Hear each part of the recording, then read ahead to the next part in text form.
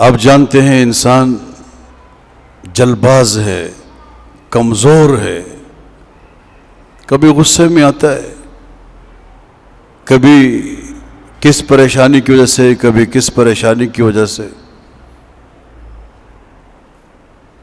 جذبات کو قابو میں نہیں رکھتا، اگلے کی بے عزتی کر لیتا ہے۔ تو اگلے والے کو بھی چاہیے کہ یہ آدمی کسی وجہ سے پریشان ہے، مجبور ہے، اور اس نے میری بے عزتی کی ہے، اس کو چاہیے کہ اس کو اللہ کی رضا کے لیے معاف کرے۔ قرآن کریم میں اللہ رب العالمین نے حکماً یہ فرمایا وَلْيَعْفُوا وَلْيَصْفَحُوا،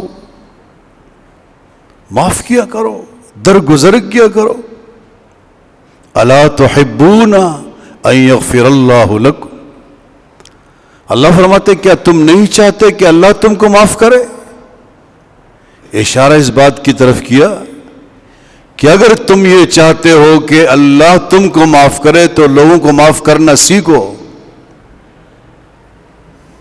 اور حدیث بھی ہے اس سلسلے میں، جو دنیا میں لوگوں کو معاف کرتے نا، قیامت میں اللہ اس کے گناہوں کو معاف فرمائے گا۔ کتنی بڑی بات ہے۔ اور پیغمبر صلی اللہ علیہ وسلم کو بھی اللہ نے حکماً فرمایا خذ العفو وامر بالعرف واعرض عن الجاہلین، میرے محبوب صلی اللہ علیہ وسلم معاف کیا کریں۔ اور ایک جگہ اللہ فرماتے ہیں فاعف عنہم واستغفر لہم وشاورہم فی الامر، ان کو معاف کرے، ان سے غلطی ہو گئی ہے معاف کرے،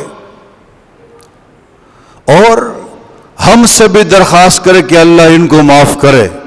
قرآن دیکھ یار، فرمائے وشاورہم فی الامر، مشورے میں ان کو بٹھاؤ تاکہ ان کی دلجوئی ہوئی کہ نبی صلی اللہ علیہ وسلم نے ہمیں دل سے معاف کیا ہے، تب تو مشورے میں بٹھا رہے ہیں۔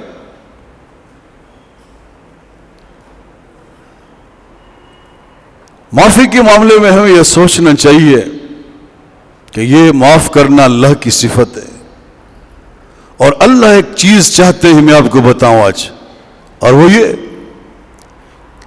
کہ اللہ کے جو صفاتی نام ہے نا، اللہ چاہتے ان کی جھلک بندوں میں نظر آ جائے۔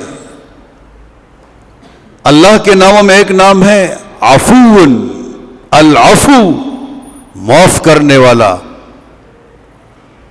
تو اللہ رب العالمین بھی یہ چاہتا ہے کہ میرے بندوں کو معاف کیا کرے،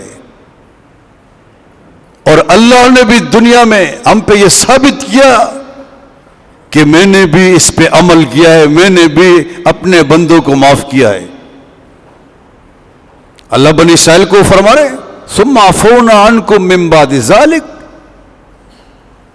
کہ ہم نے تم کو بچڑے کی عبادت کے بعد، جب تم نے بچڑے کی عبادت شروع کی، پرستش شروع کی، اس عظیم گناہ کے کرنے کے بعد تم کو معاف کیا ہے۔